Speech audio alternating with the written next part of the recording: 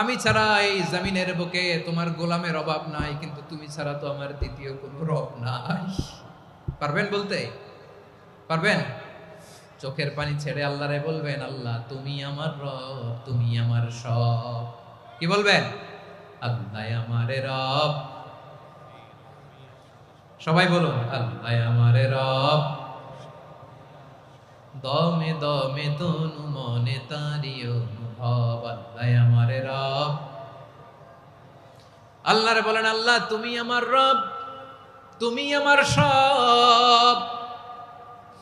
আল্লাহ আমি ছাড়া এই জমিনে তোমার গোলামের অভাব নাই, তুমি ছাড়া আমার দ্বিতীয় কোনো রব নাই। এ কথা বলে চোখের পানি ছেড়ে আল্লাহরে স্বীকৃতি দেন, আল্লাহ আমি পাপী। আল্লাহ এই জামিনে আমার চেয়ে বড় পাপী আর কেউ নাই। অজু করে সিজদায় লুটিয়ে পড়ে চোখের পানি ছেড়ে আল্লাহরে পাপের স্বীকৃতি দেন, আল্লাহ এমন কোন জুলুম নাই, গুনাহ নাই আমি করি নাই, সগীরা কবিরা, জেনে না জেনে, ইচ্ছায় অনিচ্ছায়, শিরকি বেদাতি সব গুনাহ করেছি।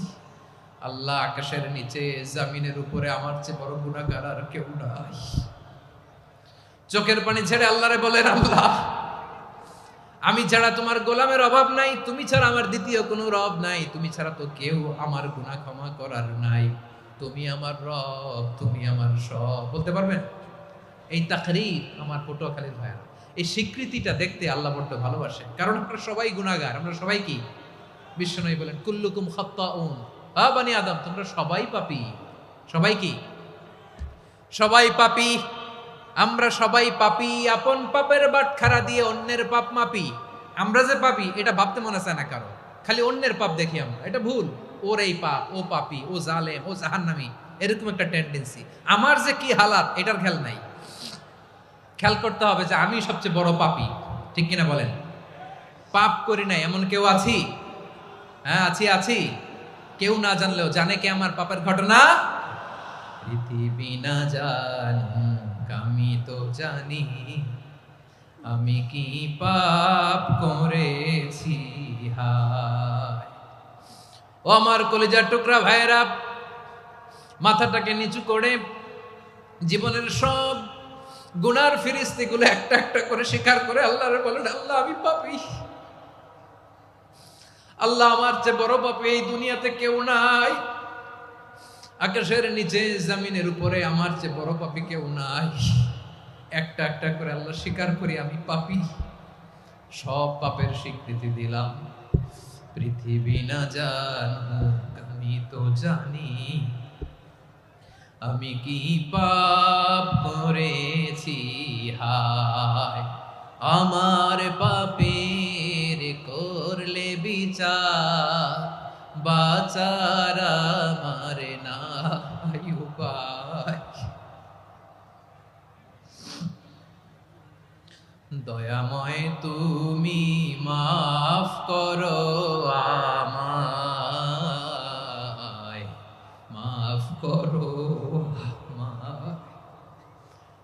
আল্লাহ তাআলা যদি দয়া করে আমাদেরকে মাফ না করে, আমাদের বাঁচার কোনো উপায় নাই। আপনি কি ভেবেছেন আপনার নামাজ দিয়ে আপনি জান্নাতে যাবেন? আপনি তাহাজ্জুদ গুজার, সেজদা দিতে দিতে কপালে দাগ ফেলেছেন, এটা আপনারা জান্নাতে নেবে না।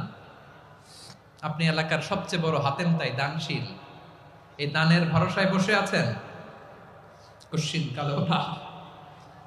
আমাদের নামাজ, আমাদের রোজা, আমাদের ইবাদত, এগুলোকে মিজানের পাল্লায় উঠালে কোনো ওজনই হবে না। তবে আমাদের একটা কৌশল জানা আছে, আমরা আল্লাহর রহমতের ভিখারি।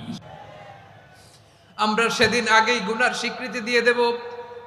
আমরা বলবো, আল্লাহ তুমি প্রশ্ন করার আগে তোমার একটা কথা বলি, আমারে কিছু জিজ্ঞেস করো না, আমি সব করেছি।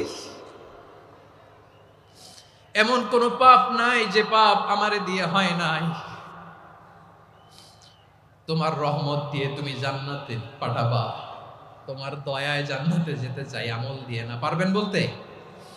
কিয়ামতের দিন আমরা বলবো, আল্লাহ আমার আমল দিয়ে জান্নাত চাই না, আমি তোমার দয়া দিয়ে জান্নাত চাই। তোমার দয়া ছাড়া আমার কোনো উপায় নাই।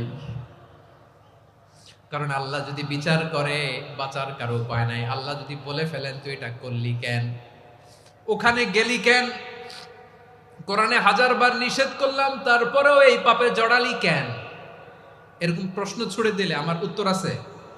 বাঁচার কোনো উপায় আছে? রোজ হাসরে হে আল্লাহ আমার করোনা বিচার, আল্লাহ করোনা বিচার। বিচার চাহি না তব দয়া চাই, এ গুনাহগার, আল্লাহ করোনা বিচার। আপনার আমল দিয়ে জান্নাতে যাবেন? কি দিয়ে যাবেন? আল্লাহর দয়া দিয়ে। আল্লাহর রহম আর দয়া ছাড়া কেউ জান্নাতের চেহারাও দেখতে পাবে না। আমার প্রিয় ভাইয়েরা,